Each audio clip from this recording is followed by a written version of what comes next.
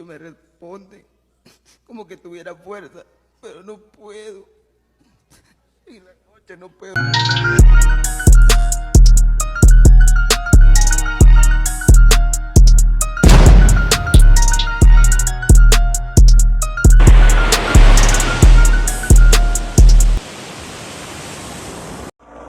Que Dios te bendiga y que Dios te guarde de una manera grande y especial. Quien habla con ustedes, su hermano Yeser Nancova, y este gran ministerio que nació primeramente en el corazón de Dios, Embajadores del Reino. Para mí un placer estar una vez más con más un tema de la palabra de Dios. Nuestro tema es así: ¿qué es un milagro? Ese es nuestro tema. Para que lo sepa, tienes que quedarte conectado hasta el final, porque Dios estará hablando a tu vida de una manera grande y especial. Si es tu primera vez en el canal, no olviden suscribirse, de darle me gusta y activar la campanita de notificaciones para más contenidos como esto. Amado, un milagro, según la Biblia, es la intervención sobrenatural de Dios en situaciones de crisis. Según la Biblia, un milagro, según la palabra de Dios, según la Biblia, un milagro es la intervención sobrenatural de Dios sobre un momento de crisis. Quédate ahí para que entiendas.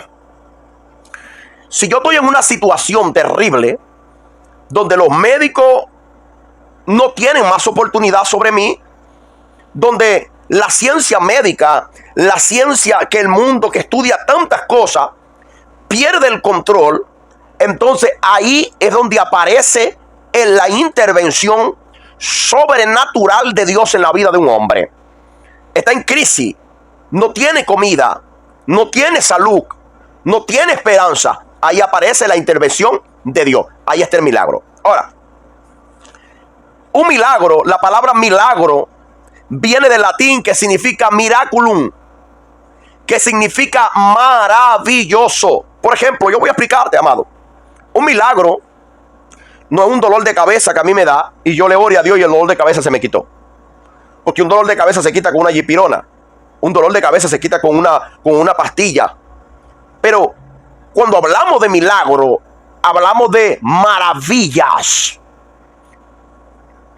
Y ese milagro viene cuando hay una cuestión de crisis. Nadie tiene oportunidad sobre esa persona de vivir, de ser curado, y ahí actúa el poder de Dios. Nótase aquí algo.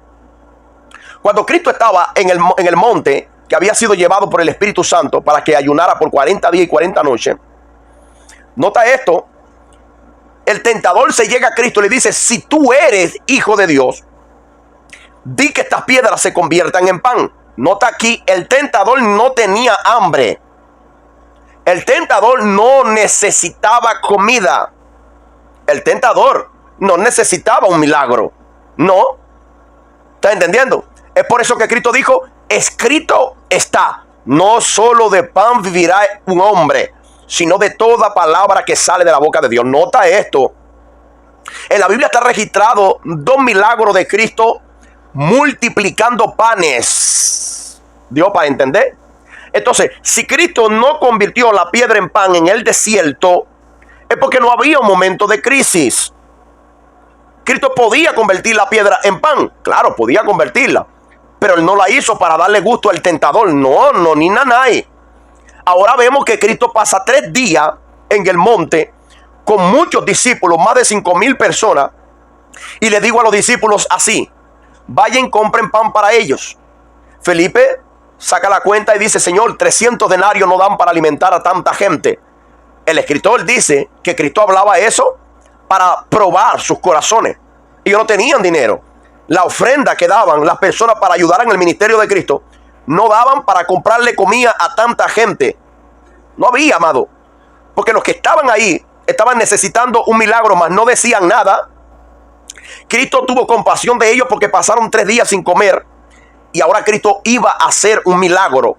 El milagro que Cristo hizo, comieron más de 5,000 personas y sobraron 12 cestas de panes. Entonces, ¿había un momento de crisis? Claro, había un momento de crisis. Cristo hizo el milagro y todos comieron y todos se saciaron. Nota aquí en los 2 contrastes que hay. El tentador en el monte le pide a Cristo que haga un milagro sin necesidad para tentarlo. En el monte, Cristo también multiplica los panes para que coman multitudes, para que coman mucha gente. Nota, la Biblia dice que cuando Cristo desce del monte o baja del monte, Él entra en la sinagoga donde se habría criado en Nazaret. Ya Cristo había hecho milagros en Cafarnaúm. Y cuando Cristo entra en la sinagoga, le dan el pergamino donde está escrito en Isaías capítulo 61, que dice: el Espíritu de Jehová, el Señor, está sobre mí, por lo cual Dios me ungió y me envió a predicar buenas nuevas a los pobres, a publicar libertad a los cautivos y a los presos apertura de la cárcel, a proclamar el año de la buena voluntad de Jehová. Ahora, nota aquí, las personas que están ahí están oyendo la palabra, como lo está oyendo usted. Está oyendo la palabra de Dios. Pero en el corazón de estas personas que estaban en la sinagoga, querían ¿qué?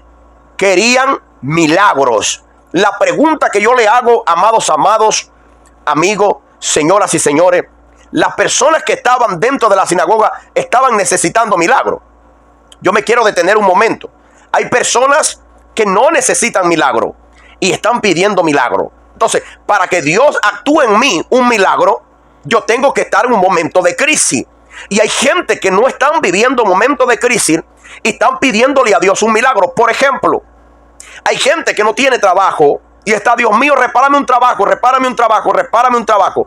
Y se la pasa durmiendo. Se la pasa deitado. Se la pasa relajado. No sé si me expliqué. Entonces, si yo necesito un trabajo, yo debería buscarlo. Yo debería orar a Dios y debería pararme temprano para obtener mi trabajo. ¿Está entendiendo? Porque tiene que haber, la Biblia dice: oh perezoso, oh perezoso, oh perezoso. Mira la hormiga.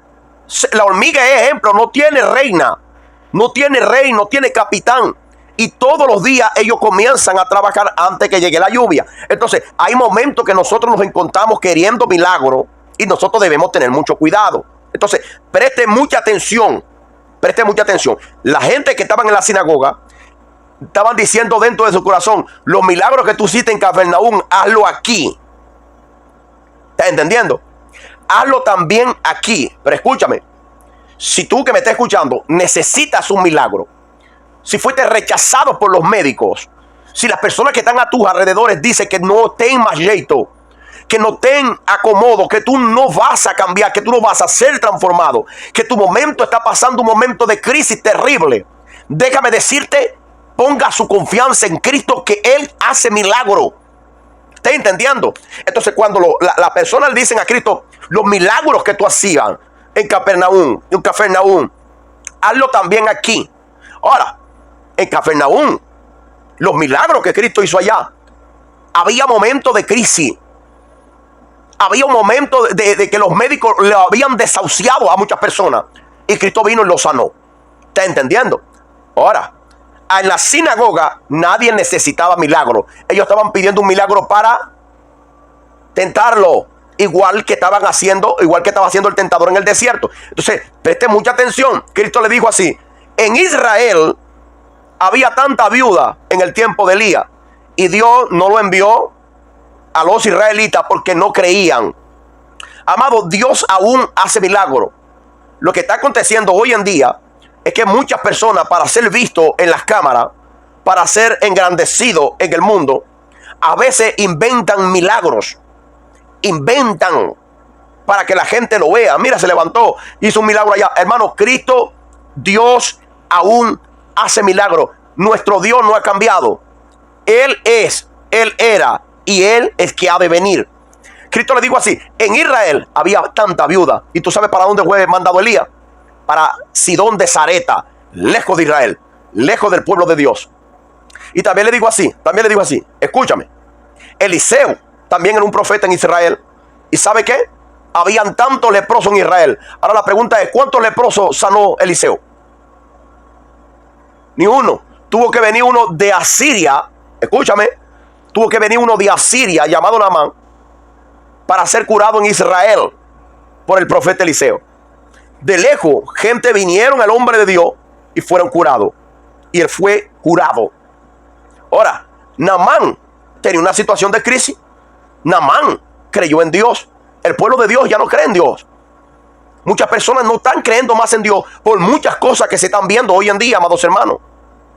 Ahora, después que Cristo sale de la sinagoga, después que Cristo sale de ahí, porque lo iban a apedrear, porque Cristo hablaba la verdad, y muchas personas están bravas conmigo hoy, muchas personas bravos conmigo hoy, porque cuando hablo la Biblia, hablo la verdad, y a la gente le gusta, mucha gente le gusta la mentira, le gusta la falsedad, no le gusta la verdad.